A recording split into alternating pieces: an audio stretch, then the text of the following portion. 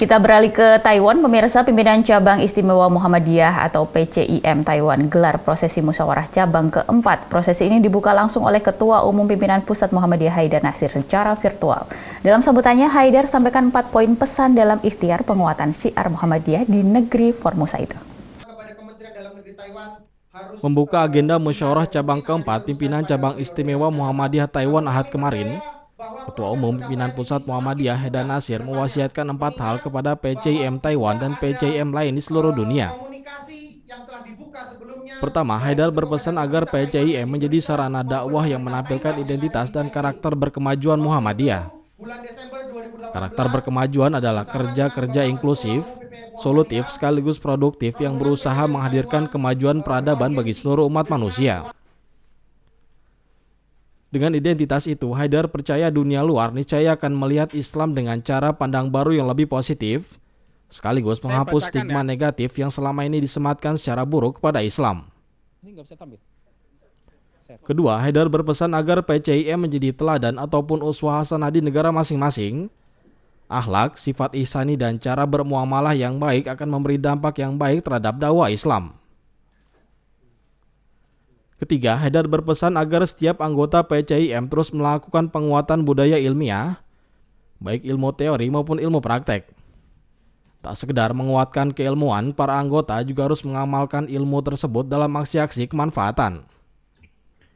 Keempat, terkait etos kerja positif yang mesti dimiliki seluruh kader persyarikatan.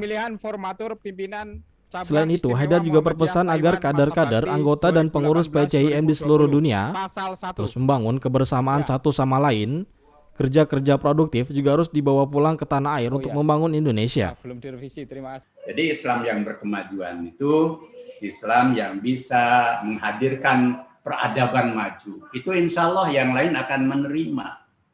Bukan menyenangkan orang, tetapi soal caranya. Jadi apalagi membawa kemajuan semua orang suka. Nah, teman-teman di PCIM Taiwan, dimanapun juga di PCIM itu harus menjadi pembawa misi Islam berkemajuan, sehingga nanti lama-kelamaan orang yang curiga, yang mungkin itu tidak perlu dijawab dengan kata-kata, tunjukkan dengan perbuatan nyata bahwa kita memang tidak seperti itu.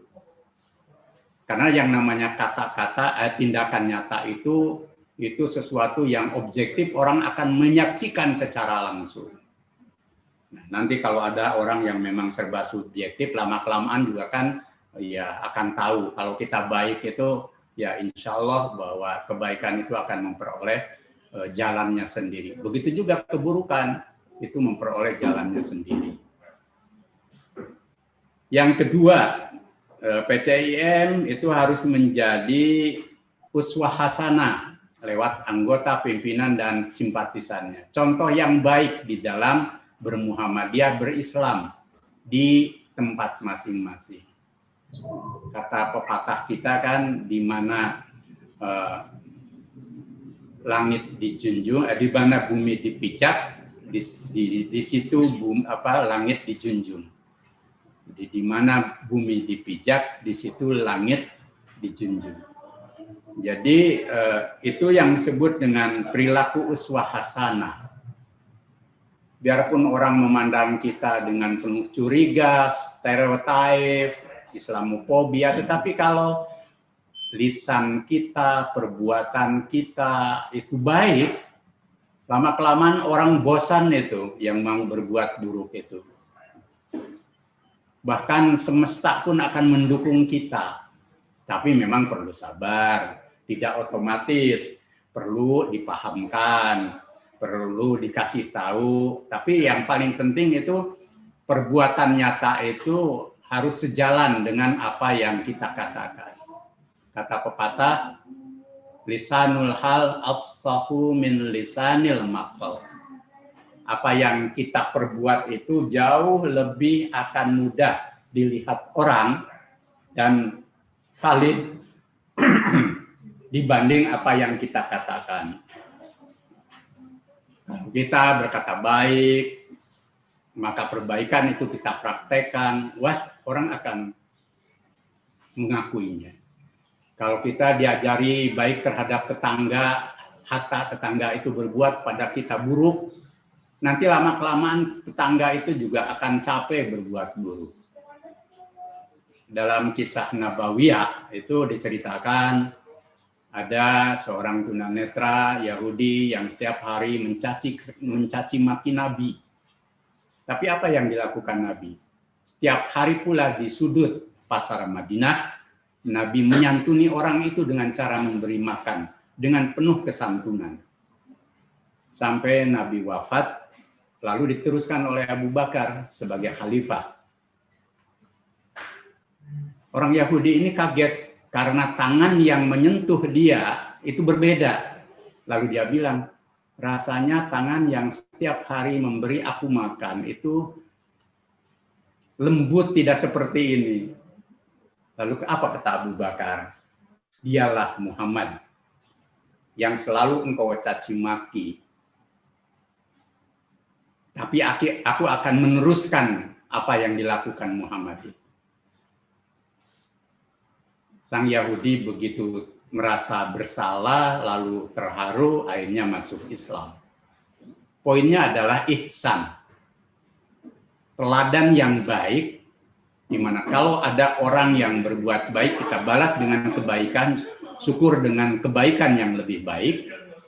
Tapi kalau ada orang yang berkata dan menuduh serta berbuat buruk pada kita, sebaik mungkin kita menjawab dengan kebaikan. Kalau tidak, setidaknya kita diam, kecuali suatu saat ketika kita harus membela diri, itu adalah sesuatu yang harus kita lakukan. Tetapi jangan mudah kita mereaksi keburukan dengan keburukan yang serupa. Jika kita ingin mempraktekkan uswah hasanah Nabi dan ihsan. Nah, di negara-negara di mana adik-adik hadir, saya pikir praktek uswah hasanah dari Islam itu jauh akan mencair dan menjadi contoh bagi orang. Oh, ternyata Islam lewat PCIM ini luar biasa, bukan sesuatu yang buruk. Itu kekuatan energi uswah hasanah. Yang ketiga yang perlu terus dikembangkan itu, ini khusus bagi teman-teman yang sedang studi budaya ilmu. Carilah ilmu sebanyak mungkin di tempat, adik-adik yang cari ilmu di tempat di Taiwan, ada yang di Tiongkok, di mana-mana. Sampaikan ada pepatah Arab, utlubul ilm walau bisin.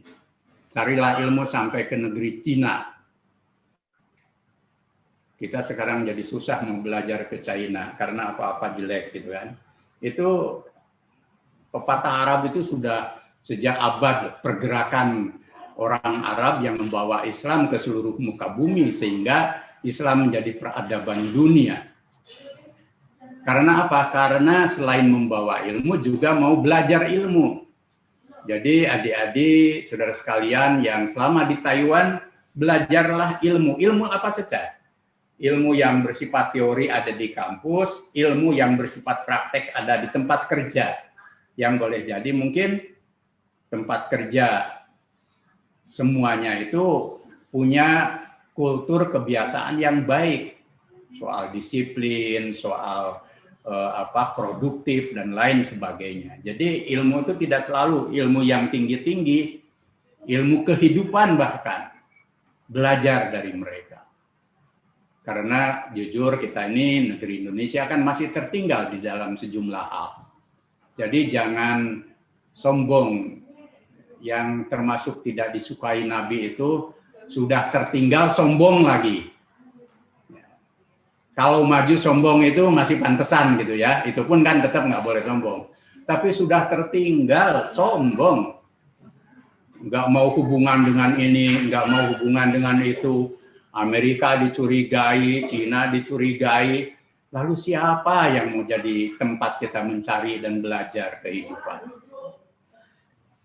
Jadi orang Muhammadiyah, apalagi kalau dari luar negeri itu harus belajar ketika pulang itu menyebar ilmu-ilmu kebaikan, ilmu-ilmu kehidupan, ilmu yang teori maupun ilmu praktek yang lebih baik. Ihsan Marsya memberitakan dari Jakarta. Maupun dalam pengurus majelis lembaga